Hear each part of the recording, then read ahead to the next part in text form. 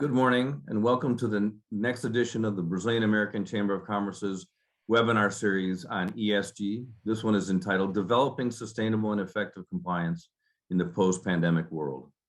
Thank you all for attending. I am João Elek, Executive Director of the Brazilian American Chamber, and on behalf of the Chamber, we wish you all health and happiness during this lovely fall. Our ESG series continues today with our webinar on corporate governance, best practices for Brazil and the United States, and we'll focus on compliance at this point. We have a super panel today that will explore the critical aspects of compliance.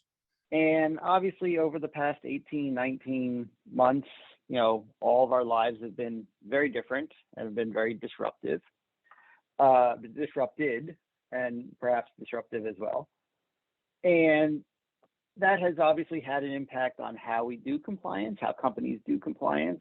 And as we move, we hope, into a new post-pandemic world sometime in the next couple of months, couple of years, our compliance programs may not be the same as they were before. And so that's another issue we would like to address. In the United States, there are a number of sources for what would be deemed by the government to be an effective and acceptable compliance program. And,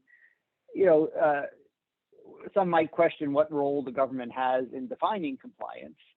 But if you are on the receiving end of an investigation, you really obviously want to know what they think is an effective program, because there are risks and rewards attached to having an effective program or not having an effective program, including whether the government will bring a prosecution at all, whether the government will give you various act with leniency with respect to actual violations, and so on. Thank you very much, Philip. Thank you very much, Brazilian American Chamber of Commerce, for this opportunity. I fear, and I actually assume this panel is going to be great. We're going to have a lot of discussions.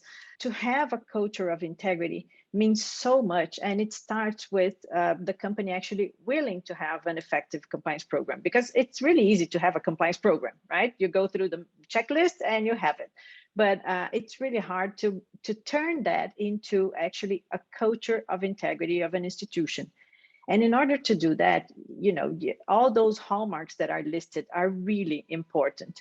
And so if I had to pick one, or not one, but let's go through the main ones.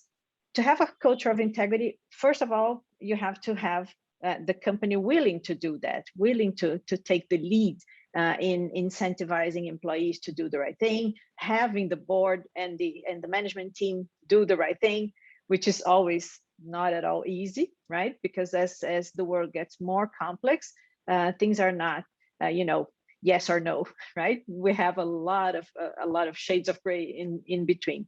And so, in my view, a culture of integrity involves empowering people to take ethical decisions. Without this culture of integrity, in my view, you cannot actually have that next step in terms of an effective compliance program. Of course, to have that, you need to have also a compliance department that has autonomy and resources to do it. Well, all right. So building this culture of compliance, as you say, this is not something that the compliance department can do by itself. It's something that requires management. But it obviously, and this is one of the hallmarks, is the compliance and the effort to build that culture requires resources. So, and that necessarily, that means money, that means hiring, that means equipment or infrastructure, and that means getting support from the board, because this is a cost, right? This doesn't go. This is not a profit center for the company until the company gets prosecuted and loses a lot of money. Well, first of all, good morning for everyone. Thank you for the opportunity of being here. I think that's a good question.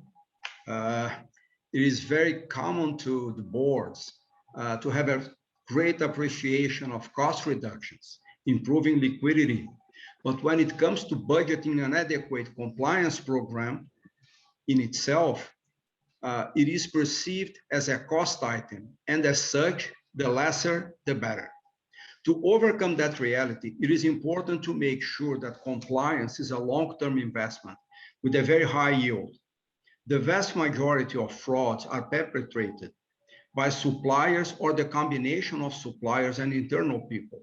So why don't we invest in conducting third-party due diligences or an integrity background check on your key employees, for example, those who act in the capacity of procurement functions?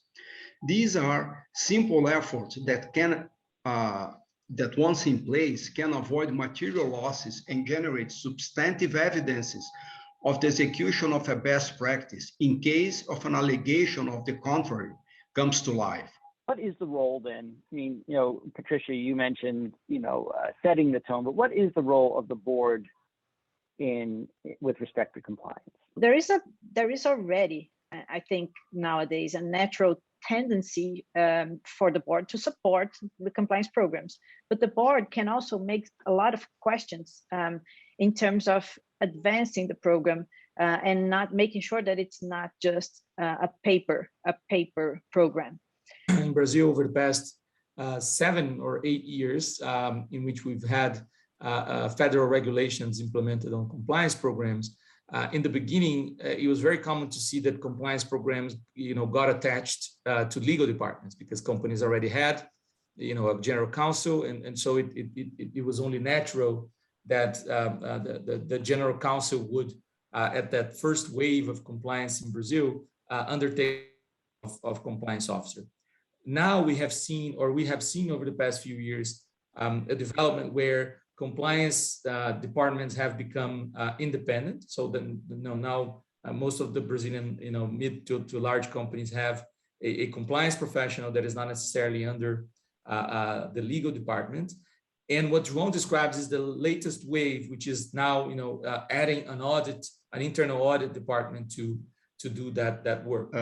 Communication is a very important element of compliance programs. You got to talk to people, you got to listen to people. So this type of two-way communication is very important to keep your program alive and continuously updated. On the other hand, training function is very important too. So you have to have training which is lively, which represents potentially circumstances that may occur to anyone, in order to make them understand in practical terms, what does it mean, what you are trying to convey to them. And obviously try to present them certain cases which failed, so they understand the risks and the consequences. Usually I recommend companies to have a dashboard or from time to time communicate the disciplinary sanctions which were applied without mentioning names. So idea is not to hit anyone, but in order to let everyone aware that there is a surveillance, the company is paying attention, controls are in place, there is monitoring, and if someone circumvents controls and if he's caught, then there are consequences. According to the severity of the flaw, consequences can be more rigorous. And I think this is important to make people to understand that this is not just pure bureaucracy, but also a diligent way to conduct business. The other thing that I think about, and if you already have an established program, this isn't as easy necessarily, but if you're revising your program, updating your program, is to bring in representatives of the business, not just management, but representatives of the business as early as possible in the planning stages, so that your program can be integrated into existing practices as they are. So you're not just saying, you got to change everything. Instead, it could be, okay, no, we want you to go out and have dinners with your customers. All we ask is that when you put your expense report in, you don't just put their name, you tell us who they are, or you identify, what the business was or something. And you build on the practices rather than trying to just sweep them all aside and say, okay, now you have to do it completely differently. We have seen some companies adopting a more, let's say, a more aggressive stance and actually writing into their policies that the failure to communicate a compliance concern that you are aware of is itself a violation of the compliance policy. And so people have this obligation to report, and if they don't, they can be subject to disciplinary actions. However, in our experience, that has limited effect. And really, can create a more contentious or litigious sort of relationship between your employee and the compliance function. Historically, what we have seen to be more effective is exactly what you mentioned. It's developing a culture of showing people that if they become aware of a serious compliance violation and they fail to report that, they may think that they are protecting that person or that they are avoiding to report on their colleagues, but in fact they are damaging a lot more people that may be affected once that fact becomes known through other routes, be it the regulators, be it the authorities, or be it some other employees that are going to report it. So by failing to report that, they're actually hurting a lot more people than they are protecting. One of the elements that we kept in the compliance attachment, the compliance requirements, were that you had to review the effectiveness of your program on a periodic basis. And that has, that has become only that much more important. But the question is, how do you do that? What do you do? In the latest pronouncements from the DOJ, there is they seem to be embracing this idea of big data and data analytics without actually saying what that means. And when I've looked at some of the literature on this, it's things like, counting how many hotline calls you get or how many investigations you did. This is hardly big data. This isn't even data analysis. This is just collecting some data. What kind of do you use metrics, and what kind of metrics would you think is appropriate? You gotta have a dashboard where you have important metrics. So if you have a hotline channel, how many complaints were filed, how many were investigated, which were the outcomes, if there were, let's say, important and relevant findings that saved money for the company and interrupted wrongdoings and so on. So this is very important, and I think that's very good. We can talk about a lot of different metrics. However, I think that another way to measure how effective is your program is to hire independent assessment. Usually, we are very proud of what we do. We are very flexible and considering about our flaws, but let's have someone who is a professional from outside and conduct an independent assessment. And I think that this is something very important. Actually, companies can showcase such assessment as a certification of the integrity of the effectiveness of its program. I think this is very important. Doing surveys is also another very, very important metric that I think we can use, and embedding some compliance questions in the survey that you have in your company. Usually, companies have those types of post surveys, and embedding compliance questions there. I think it's important. Not compliance questions as to do you know of anybody who who did something wrong? Because that's the reporting tool, right? But are you aware of the reporting tool? Do you understand how to make this report? And that's one of the questions. The other questions: do you feel pressured by your peers to circumventing internal policies? That's another important question to do. And I really like those surveys because, first of all, in our case, they're anonymous, so we cannot know who actually is answering, and that's the only way to get an honest answer, in my view. So you compare that between teams, you compare that between regions, and year over year. I think that's also another very important issue. What should a company have in its compliance program for what I call allegation management? What would you expect, or what do you think the prosecutors or the enforcement authorities, regulators, expect a company to have for allegation management? Sure. I think that the key issue for allegation management is credibility and independence. Those are words that we have used already in our discussion, but there are numerous ways to which a company can can structure their internal investigation function, but that function has to have some certain capabilities and certain characteristics that make it a credible source of information for authorities if that comes to to be the case. Now, what do I mean by that? The first thing is the mechanism for receiving those reports has to be managed in a way that it ensures both confidentiality and the right tools to conduct the job, and that means not only financial resources but also human capital resources. So there has to be people that have the adequate qualifications and the adequate position inside the company to make sure that they have access to the sources of information that they need to really investigate that allegation, and to make sure that they have the independence necessary to actually go and obtain that information, so that they are able to get backups of emails, that they are able to get financial information, that they're able to sit down with the people who may be implicated in the conduct and conduct the interviews without fearing that those people will be somehow intimidated or somehow be retaliated for what they speak, right? They actually have to have a record keeping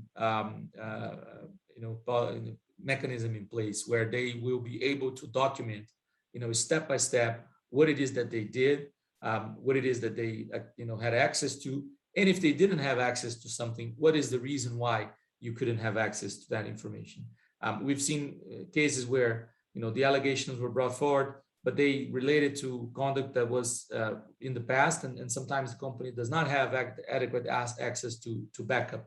But they have to be candid and straightforward about it, saying we actually went through.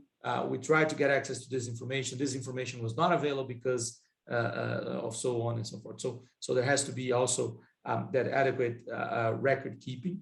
And then at the end, there must be an adequate track of what the consequences are. So it doesn't. You may be able to conduct a perfect investigation and come up with everything that you need and figure out exactly what happened. If there's no consequence coming out of it, or if that will lead to nothing, and there's no actual power or responsibility to implement the outcome, be it recommending disciplinary action or actually strengthening internal controls and fixing whatever it was that allowed that investigation to take place, then your investigation will be of no use to the company in terms of both learning and consequences. I mentioned at the beginning, and we talked about a little bit throughout, obviously the past 18, 19 months have been a little unusual for all of us. How do you anticipate, and do you think things will be changed when we go back, if we go back, assuming we go back, that, from what it was like before and what it's been obviously in the past 19 months, what do you expect to happen in a post-pandemic world? I think things already changed, and it's nonstop, right? Companies that relied less in technology are relying much more in technology, and that's not going to go back. I assume that whenever we go back to the office, it will be like, okay, we have a meeting scheduled and we have a meeting room. At the same time, some people are going to be in the meeting room, some people are going to be elsewhere, anywhere, right? For tech companies, I think we're privileged because we were already in that reality. I think that it's just going to become much more common when we go back. And I think the more we evolve, the more we're going to be data driven. And being data driven, gathering information, using machine learning and using the big data that we have, financial data, etc. We're going to use much more of that to find wrongdoings in compliance. So I think that going after data analytics, it's a path that will not come back at all. I think we will go more and more like that. Definitely, I agree with you, Patricia. And I also think that it's important to observe that cyber crimes increased over 300% in the last 18 months. So review controls for cyber risk is very important. And also check internal controls if, let's say, those temporary or interim controls that were implemented to control environment where everyone is out of the office and in home office, in this environment, how to control or which waivers were allowed, review if they are still necessary. Very likely yes, because they were going to become more like hybrid. But anyhow, I think this is very important to make sure that those controls were effective, and also reinforce training. Integrity culture is all about interpersonal relations, and when you are away from you are in this work from home mode, how to disseminate the culture of the company. This can get diluted when you are away, and once people are coming back to the office, it's important to continue with the in-person training to bring back the culture and reinforce the values of the company. All right, so I think we are exactly on the half hour. So I want to thank the panel and the chamber for affording us this opportunity, and I'm going to hand it back to John. Thank you very much, Philip, Patricia, João, and Thiago for a first-rate discussion.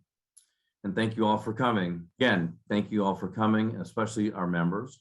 For those that are not members, please watch the brief video that follows, and we invite you to join the chamber. In the meantime, stay healthy and in good spirits.